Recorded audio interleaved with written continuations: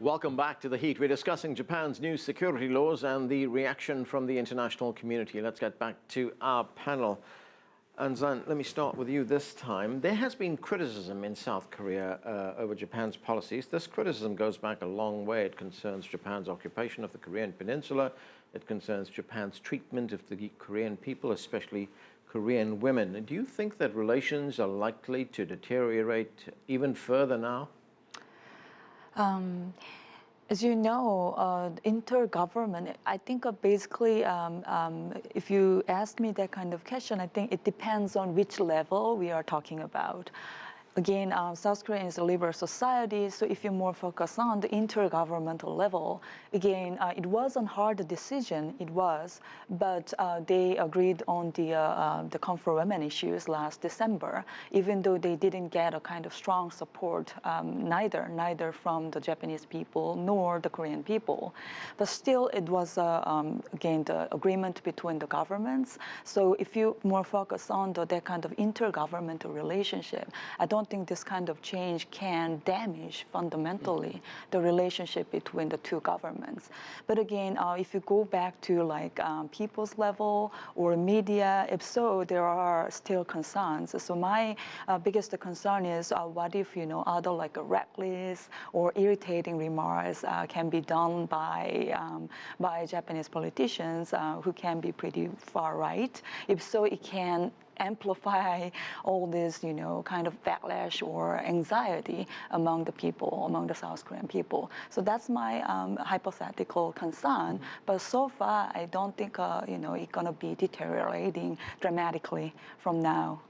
But among the South Korean people, do you have any indication of what public opinion is like on this particular issue? I mean, what is the media in South Korea reporting on Again, this? we do have a wide range between the even between the media. Some more like a political conservative media will, of course, they will also present their own concerns, but at the same time, they want to be more pragmatic. If we need to get some collaboration even from the Japanese self-defense force, why not, right? That kind of position. At the same time, the progressive group or more like opposition group of people will show their deeper anxiety. We can never trust probably the real intention of the Japanese self-defense force or Japanese government. So there's no clear kind of consensus-like voice about this specific issue.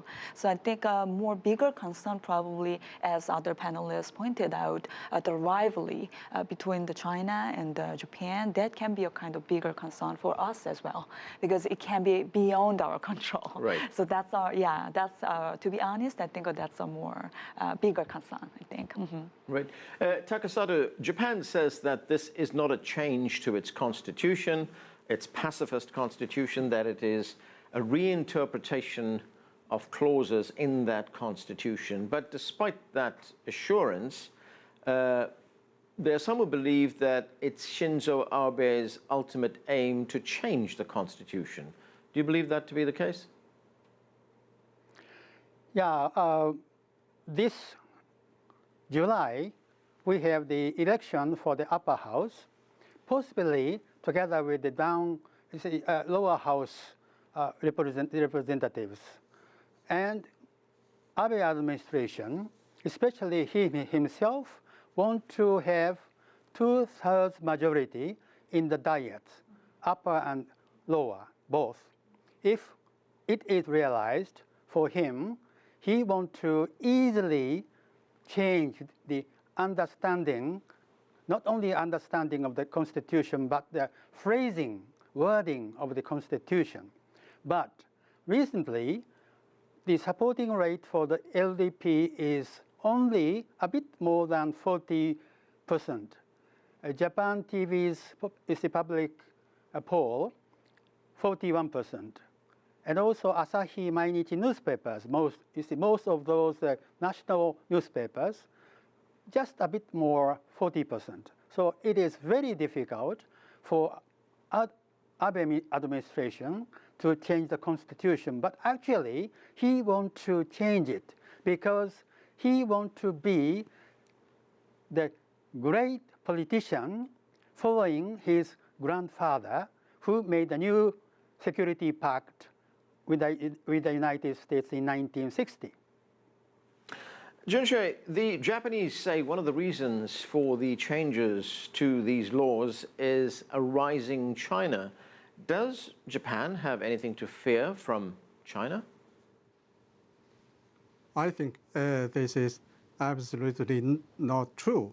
The so-called China threat has been used by Japan to, as an excuse to cover its real aim and intention behind the changes to its security laws and also the development of military capabilities of Japan. We know that during the last 2 or 3 decades, the Japanese have been striving to become a normal country. What is a normal country? To their thinking, or in their opinion, that now Japan is not a normal country because it does not have the right to send its forces to operate and fight overseas. So through the changes of this law, Japan will become a normal country which can deploy its armed forces abroad and fight a war, even if Japan is not attacked itself. So this is the real reason for the exchange of the security laws of Japan, but they dare not to tell the truth to the world. So they use the so-called China threat as a cover, as an excuse. So we don't think this is the case. Eunjung, there could be all kinds of fallout from these Japanese actions. There could be an arms race in that part of the world. There could be heightened tensions. But is it likely that this could lead to some kind of new Cold War in that region? Again, that's my concern. I think many other South Korean folks also concerned about that kind of situation. Again, as I mentioned, for probably North Korea-related things, we might need to collaborate with anybody probably who can help our situations. So probably for that specific goal, we can be more flexible or pragmatic or rational.